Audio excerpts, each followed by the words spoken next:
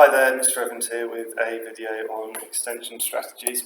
So, as part of the product life cycle, you need to have an understanding of what extension strategies are. So, define the product life cycle in the previous video, the stages that a product goes through in terms of sales volume, from its development right through to its withdrawal, and how the sales of that product change over time. Well, an extension strategy is a course of action that's designed to increase the sales of a product by altering one or more elements of the marketing mix. So let's just have a look at that to try and explain it.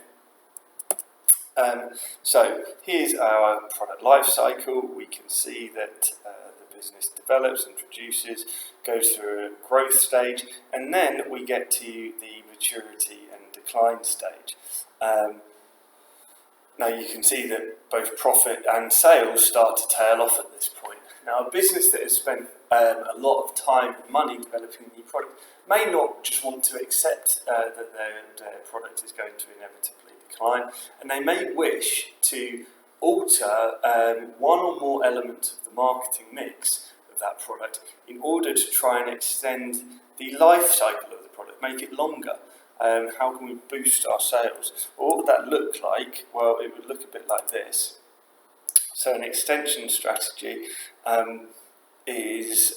occurs towards the end of the product life cycle. We'd look to introduce it towards the end of the maturity or in the decline phase, when the sales of our product are starting to fall.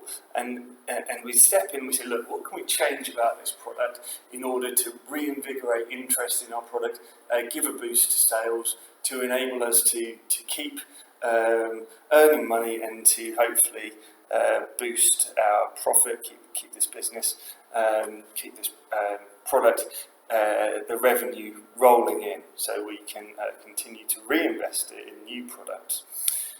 Okay, so let's have a look at some examples of some extension strategies to help understand what they are. So, probably the most, this is what I think of, and if you're sitting your A-levels, you're probably a bit young to remember this, but when I was growing up, we just had the standard Kit Kat, the 2-finger and the 4-fingered bars. Now, the Kit Kat Chunky was, and Kit Kats are, they're kind of boring. All right, we've just got the standard 2 fingers, 4 fingers bars that everyone's familiar with, and those, the Kit Kat had been around for a long time. Now I must have been, in my teens, and Kit Kat released the Kit Kat Chunky. One big bar. They've taken one of those fingers and they've blown it up. Well, it's not that difficult for them to do. It's probably not that revolutionary, but I remember I was particularly excited about this, and it got me interested in buying Kit Kats again.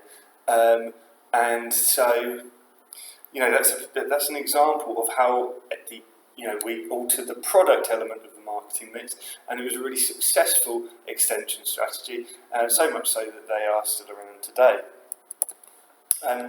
iPhones, another example of an extension strategy. I don't know if they do it so much with the most recent models, but certainly with the earlier models, the 3s, the 4s, when they first came out, they just offered them in a limited range of colours. Maybe it was just the white and the black model. Okay.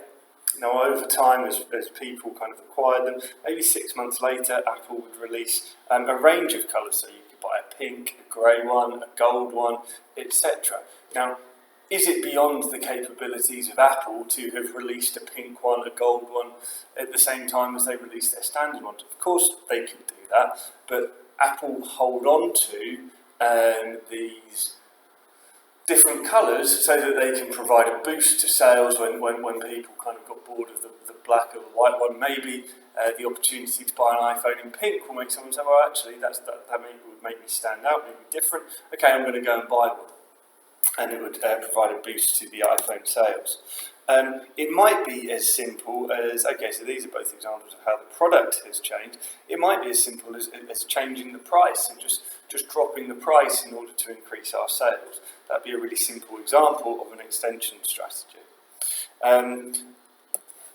Another example of an extension strategy was the using promotion using advertising. And Cadbury's Dairy Milk, a product that's been around for a very long time.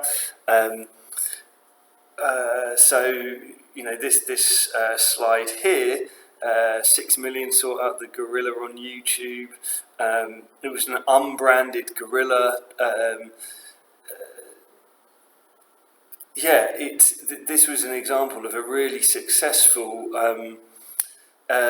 promotional campaign, an extension strategy, a product that's at the maturity phase or even the decline phase of the product life cycle. Weekly sales went up 9% as a result of this. Okay, so extension strategies are something we would use towards the end of our marketing mix in order to boost sales. At the end of our product life cycle.